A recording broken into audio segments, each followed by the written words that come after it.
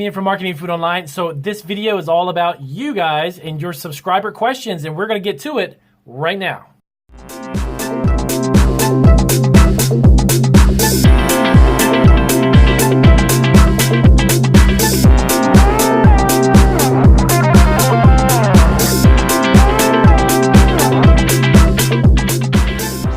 From Marketing Food Online. I hope that you are having an amazing day, and I wanted to hop into a handful of Q&A questions that you guys have sent me, my subscribers, and I appreciate as always that you guys reach out to me and ask me questions. It's one of the most fun parts actually of having this YouTube channel is actually interacting with you guys. I do love to create content and love creating videos, but more importantly, getting to your questions and getting you guys answers to the whole purpose of why you are watching the channel. And let me adjust this light above my desk really quick.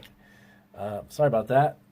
There we go. Okay, just here in the shop, actually in our shipping department, wrapping it up for the day. My eyes are a little dry, and as you can see, I've been blinking like crazy because it's been a long day.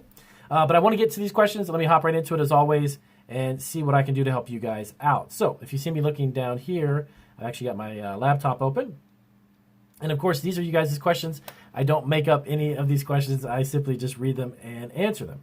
All right, so I actually had a question. This was actually a great question because we have a lot of subscribers who sell on Etsy that are looking to grow their food business or have a food product that they hand make on Etsy.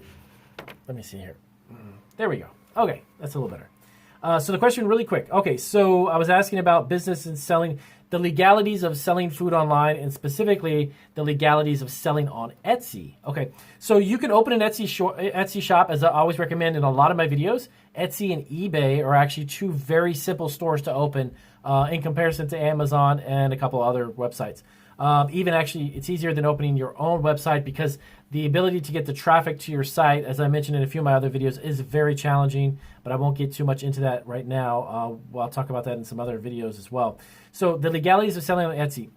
You don't really have to have a special license to sell online, but if you're starting from home and you're making a food product, technically that would fall under the cottage food law, and there's like pretty much every state except for just a couple allow you to sell locally, but they don't allow you to sell online or transact anything through the internet if you're doing it from home. You really would have to operate under a commercial food license, and you would have to actually have some type of a food sales establishment license, which is different than the type that you would actually fall under cottage food. So technically, and I don't want to burst your bubble, but if you're selling from home, it's not really legal to sell online unless you have a separate type of licensing or a separate commercial kitchen. Believe it or not, actually, this brings me to another interesting point. There's a lot of states that if you can create a separate commercial kitchen on your property, if it's allowed within the certain city ordinances and regulations, you can actually have a commercial kitchen on your property. Like, let's say a basement, for instance, if you were working in a basement and you were in a state and then the county as well allowed that to happen, you can actually create a commercial kitchen, believe it or not, and get signed off on as a commercial kitchen, and you can actually open up a commercial facility that would legally let you sell online. So are there any legalities? Not really, but you definitely need to be insured. You need to be incorporated as a business. You need to have all of those business licenses and such available, set up for your business to protect yourself also, and to also separate yourself. But is there a legal requirement to sell on Etsy or eBay? No, but you really can't necessarily do it from home. You really have to do it from a commercial facility. Plus, it's very limited to the type of products that you can ship because there's a lot of time, temperature, sensitive products that are considered potentially hazardous, and those under the cottage food law are not allowed to be manufactured and sold. So I hope that helps you out and helps you understand that one. All right, now the next one I had, selling on Amazon. Okay, so this was a really great question. So I had a gentleman ask about private label food business with Amazon. Okay, is it possible that they refuse your products that are conform to Amazon rules simply because you're new in the business? I've been on Amazon for nearly 6 years.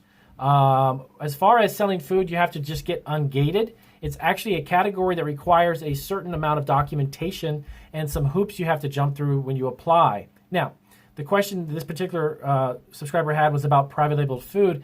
because you're a new business, I've never heard of that being a criteria. If you're brand new and you've followed all the rules and you've sent in your paperwork and you get ungated, which allows you to sell food on that category, the gourmet food category, then you're good to go. You're fine. But having your custom private labeled food product doesn't really have a difference between reselling another product or selling food in general. It's actually a great thing. It's a real benefit for you if you are a private label product, because it sets you apart, believe it or not. From my own experience, having our own products and being a private label that we make our products and make our own items as a brand, it gives us a huge advantage because we're not reselling. Let's see, here we go. I have a big box of these. So you're not like reselling food, which, 100 other sellers could be selling the same product. There we go, sorry. So reselling food in general is okay, but it's very competitive. But if you made your own type of bar and you've got some advantages that maybe this bar doesn't have, that's actually a big plus for you, being on Amazon, believe it or not. So I would highly recommend that if you've got the capacity or you're making a product of your own, definitely go through the process to get ungated. Give them all the information, the documentation they need, let them get you approved and get up and running, because it's actually a really big benefit. You can set yourself apart in a very big way, having your own brand and not just reselling that stuff over and over. That's one of the biggest challenges. A lot of people who want to start food businesses online and they just want to resell stuff, that doesn't give you an edge at all. It gives you a very hard competition with dozens, if not even hundreds of other sellers that are selling the same food products. There's nothing unique about it. If you're making your own beef jerky, if you're making your own salsa, if you have your own hot sauce and it's really unique and it's packaged differently, that is a huge plus, trust me, because there's not going to be 100 other people selling the exact same item. So that gives your listing and your company a huge advantage when it comes to selling online. Not just on Amazon even, actually on eBay or even Etsy. Now, this was another great one. So I do a lot of videos about co-packing and private labeling. And the question was, can you use an out-of-state packer if you are registered to do business in another state? So let's say you were in Florida and your business was in Florida and you create hot sauces, okay? You found a co-packer who works out of California and they have a great price on the co-packing service for you, and it's something that you can definitely take advantage of and make a profit on. It doesn't cost a lot. It's a great company, well-known. Anyways, you got a great relationship with.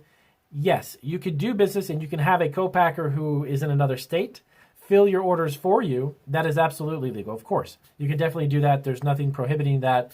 Now, I would recommend, though, just from a perspective of if you're just starting and you're getting a co-packer or a private label to work with you, if you have the ability to get one closer to you or someone within a reasonable distance that you can actually have a physical sense, you can have a relationship with them, you know where they are. Maybe you go there periodically, you want to follow up on product, the quality, whatever it may be. That's always kind of a plus, to be honest with you. It's not always easy to do, though, because there's not always a hot sauce manufacturer that's 10 minutes away from your house. I understand that. But can you work with one that's out of state and different from where your business is? Of course you can, yes. Is it best to try to find one closer? I would highly recommend, yes, you do that as well. That's just a big plus for you. So the answer to that is yes, you can. All right. So next up, I had a question about food trucks. Okay, yes, using food truck. So I want to start a food truck. Do I have to use a commercial kitchen to do all the prep work? I would highly, highly recommend you have a space that is available and set apart from your food truck to do the food preparation. Food trucks in general do not allot the space that you would need to prep and cut and have a whole bunch of workers. If you've got 4 or 5 people working at the same time prepping stuff within a food truck, that is not going to be enough space to get yourself set for an event or a festival or whatever it may be that you're going to. So having the use of a commercial kitchen prior to going to an event is going to be a huge asset, okay? Now, the way that it would work is that let's say you have an event on Friday, Saturday, and Sunday.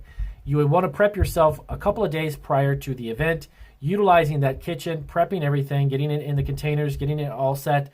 And normally those commercial kitchens have walk-in coolers, walk-in freezers, so you can store everything you need. So then you could get yourself set up with your truck prior to your event, go to the commercial kitchen, fill up with your ingredients, and go on the way over to your event.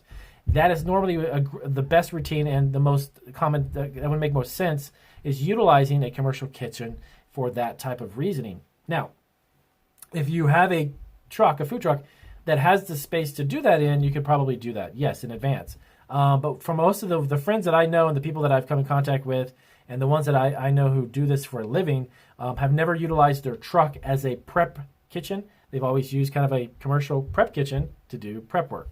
So try that, see if you can find one close to you. There's a lot of ways that you can utilize kitchens if you don't have a commercial kitchen near you. There's a lot of different types. There's kitchen incubators. There's even some local venues like church kitchens. If you go to caterers, a lot of them, they have a catering event hall. You can rent the kitchen from them. There's a handful of different ways that you can get a prep kitchen. Okay, next up. All right, so this was another great one, another great question about preparing food at home.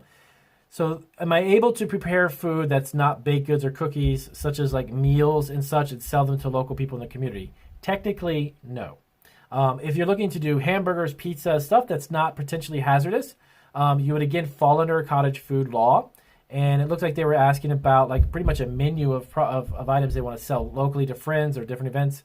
That's something that's not normally allowed through the cottage food law. You'd have to check your state-specific list of what they allow. And normally those are baked goods, things that aren't time or temperature sensitive, that can be held without in an oven or held without being in a refrigerator.